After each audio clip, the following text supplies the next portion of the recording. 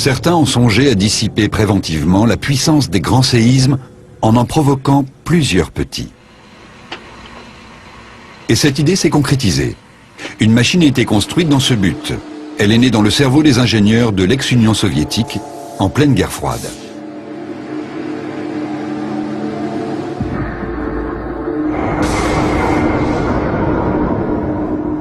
Conçue pour fournir une nouvelle source d'énergie, la machine à tremblement de terre avait la puissance d'un petit réacteur nucléaire.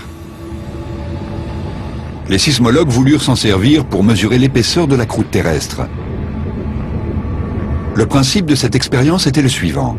En traversant un puissant champ magnétique, l'échappement d'une tuyère de fusée provoquait des sortes de coups de foudre capables de se propager jusqu'à 50 km de profondeur. Ce qui se produisit alors les étonna beaucoup. La Terre répliqua par des micro-séismes.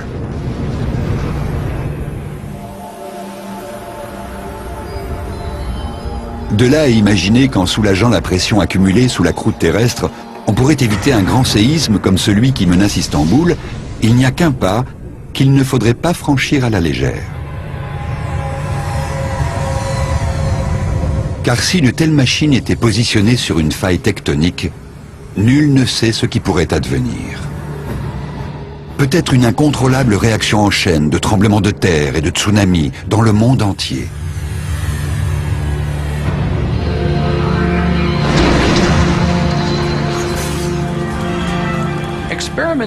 Il est très difficile d'expérimenter sur mère nature, et nous devons être très prudents. On pourrait en fait déclencher un séisme plus important que celui que nous tenterions d'éviter. Des militaires américains ont acheté la machine à tremblement de terre à l'issue de la guerre froide. Où est-elle aujourd'hui? Nul ne le sait.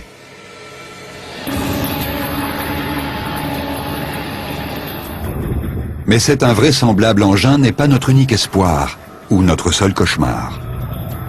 Depuis longtemps, les hydrologistes ont observé que des forages très profonds peuvent générer des microséismes quand l'eau pénètre dans les puits. La chaleur du sous-sol la transforme en vapeur qui, en se dilatant, écarte les petites failles dans le terrain et provoque le glissement des plaques alentours. Comme avec la machine soviétique, l'objectif est le même, provoquer de petits séismes à la place d'un grand.